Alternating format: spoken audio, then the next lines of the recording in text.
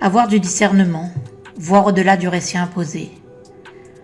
L'un des plus grands pièges de notre époque est la soumission au récit dominant. On nous assène des histoires avec tant d'assurance et de répétition qu'elles deviennent des évidences, des dogmes que personne n'ose contester. Pourtant, la réalité brute est souvent bien différente. Prenons l'exemple des voitures électriques, symbole supposé de la transition écologique. Voici des informations qui détaillent la quantité de ressources nécessaires à la fabrication d'une seule batterie. Et ce que l'on découvre est stupéfiant. 12 tonnes de roches sont nécessaires pour extraire quelques kilogrammes de lithium. 5 tonnes de minéraux de cobalt pour en obtenir une quantité dérisoire. 3 tonnes de minéraux pour le nickel et 12 tonnes de minerais de cuivre doivent être extraites pour quelques kilogrammes de matériaux utilisables. En tout, il faut 250 tonnes de terre déplacée pour extraire les ressources d'une seule batterie. Vous vous rendez compte ? 250 tonnes.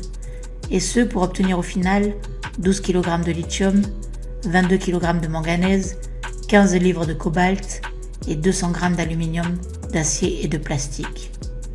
C'est une pollution colossale pour un progrès bien douteux. On nous vend l'idée d'un monde zéro émission.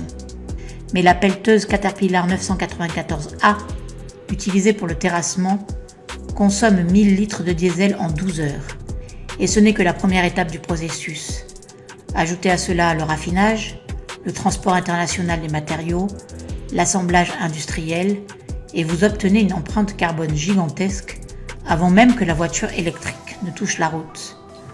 Sans oublier autre chose, la pollution des eaux. Il est estimé qu'une batterie entraîne la pollution d'1 million de litres d'eau à cause des boues toxiques issues de l'extraction du lithium.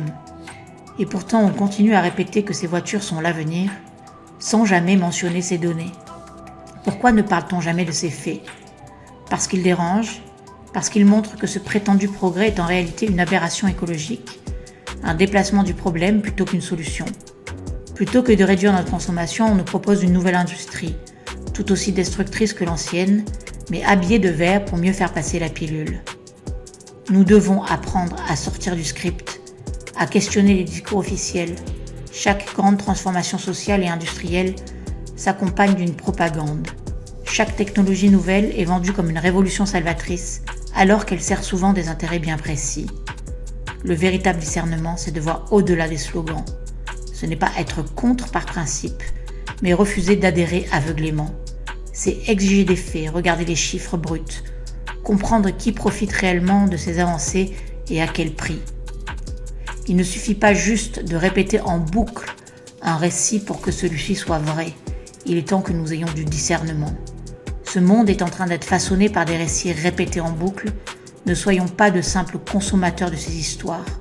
Soyons des observateurs lucides, capables de voir ce qui se cache derrière l'écran de fumée.